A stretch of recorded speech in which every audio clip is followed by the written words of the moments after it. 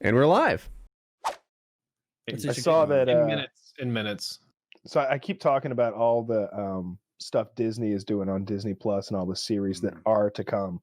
I know that Luke Skywalker is going to be in next season of The Mandalorian, played by somebody new. The guy, a young guy, because he's supposed to be like just post Episode 6 Luke Skywalker, so young Luke Skywalker, right after he kills Darth Vader, or he doesn't kill, right after Darth Vader dies.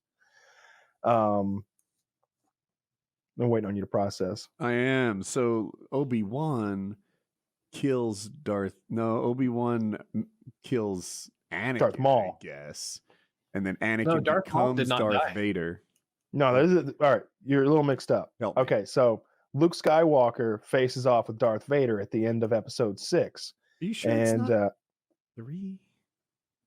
Help me. Episode 1 is when we have little Anakin, the little tiny boy, who's gonna be Darth Vader. It's the third movie, which is Episode 6. Okay, it's this is tricky. Carry on. Yeah, I know it is. I had to think a little before I phrased this, but anyway, young Luke Skywalker, 25-year-old Luke Skywalker in The Mandalorian's next season. The guy that got to play him looks a lot like him. Sounds great to me. All on board. It's trying to find what his name is. I haven't quite caught up to where you guys are, but my understanding is they're pulling in a lot of stuff from the Rebels animated series. Yeah, they are. I don't want to give anything away because I know you're not quite there yet. So yeah, they'll have Luke Skywalker next season. They're gonna do a Mace Windu whole TV show on Disney Plus. Where they're gonna Jackson. They're gonna film it like The Godfather, where they go back and forth in time. Okay. And so you're gonna have actual Sam Jackson playing like the old version, and you're gonna have Michael B. Jordan playing the young version. That sounds great. Of Mace Windu, right? And it's gonna focus on I guess he survived that fight that he had with the Emperor, and he when he got his hand cut off by Anakin Skywalker, and I guess he's gonna go on to like get the fallen Jedi together and kind of hide out while Darth Vader is kind of roaming the galaxy searching for them. So that's going to be its own TV show. And I won't spoil what the other TV shows are because they kind of have something to do with the episodes you haven't watched yet. But yeah, lots of projects going on over there. Oh, and then somehow I missed this. It came out October 31st, but the teaser for the Obi-Wan Kenobi show with Ewan McGregor looked great. Sebastian Stan looks to be the next Luke Skywalker. Yeah.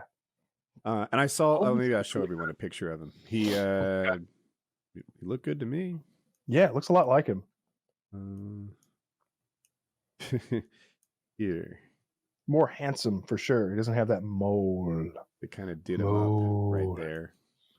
Yeah, right? Oh, wow, that is really close. Dang. Yeah, plenty close enough. Yeah, it's believable. That was really good casting. Holy crap, I am impressed. I thought that was just a filter change at first. I like this picture a little better. It kind of shows the whole thing. But yeah, nails it. Right? Oh, and guess who's and they're gonna bring Hayden Christensen back to play Darth Vader. No. Yeah, and all the properties. Acting. Well, they need someone to play Darth Vader, and Hayden Christensen is alive. They should do it like before, where he's just the guy in the costume and someone else does the voice. I think it'll be the opposite. Oh, that would be funny. That would be funny. If he's just like, "I'm here, boys. Where do we do the voiceover and stuff?" So you're gonna be in the suit. Hayden. We got James Earl Jones back. He's gonna do the voice. Yikes, that'd be embarrassing. But yeah, I don't know who sound better than the movies. I was talking to my wife just today, saying that I kind of in my head want to pretend that the newer sequels didn't happen and just The Mandalorian is the real sequel. Because one thing that's depressing is knowing in the canonical timeline, pretty much everything that we're seeing with The Mandalorian and these other shows has to totally wrap up and then morph into whatever the movies were. Yep. I hated those movies. I hated them. I like The Force Awakens. I was on board with that one. The rest of them was like a just a downhill train wreck. I agree, but I feel like you phrase it so well. I liked The Force Awakens. I didn't love it. It wasn't the cultural icon everyone wanted it to be. It's not going to like define Western civilization like Star Wars did, but it was good. I thought it was a good movie. The next one, not quite as good. The third one, I forget the name of it, but it took me a couple times to stay awake through it and to see it until the end. Revenge of the Sith? Jedi? That's not a good The fact that none of us know the title is very telling. Yeah. I didn't watch it. I refused. You didn't miss much, man. You really did. Too. There was one scene in there, without spoiling it, it's a sky fight in space where the spaceships shoot each other that I liked a lot. But by and large, it wasn't a good movie. I don't understand, Taylor, how you draw this not even thin line. You just paint this big broad line between fantasy and science fiction, and one is nerdy shit, and the other you're like a philosopher over there with a fucking pipe, fucking sitting in a room that smells of leather bound books. Just yes. You see, the dwarves had to go to Minas Morgul. Yes, I know it's The dwarves wouldn't have gone to Minas Morgul. a bit out of their way, but they had to retrieve a sword, an elven blade, and though they hated to touch it, it was required for the task at hand. Meanwhile, we're over here like, yeah, so Luke Skywalker's coming back, and you're like, nerds. What's he got, like a laser sword or something? Everybody knows the cool guys like fantasy. They like the dwarves and the elves. They like cool the guys? futuristic world where they still have regular swords. You guys like your crazy future or past worlds where you have special swords. And that's what it really comes down to, is the kind of sword being used, right? Yeah. Not really. It's not that I fucking hate Star Wars or anything. It's just it never sucked me in. When I was little, I did like the original, the first three, not the like not the 2000 ones, the ones that like in the late 70s that came out. I liked those a lot. And you know, then as those other ones, like the pod racing one, I liked because I was young enough at the time to have liked that. And then ever since then, like when these new ones came out, it was like, I haven't given Star Wars any thought in so many years. I don't really care what's going on with these characters anymore. Yeah, but I'm not talking about Star Wars. You sci-fi in general, not fantasy, but like cyberpunky, futury, spacey. I've been trying to find more sci-fi stuff to watch to broaden that horizon a little bit, like mostly movies, but like Terminator 2, I did watch that finally, Kyle. It was very good. That's sci-fi-ish. Yes. I saw the long gap between Terminator 1 and Terminator 2 sightings for me, or viewings. But yeah, I'll watch more science fiction stuff. I'll give it a go. She doesn't know what room she's in. This is fake, right? Yeah, it's fake. Yeah.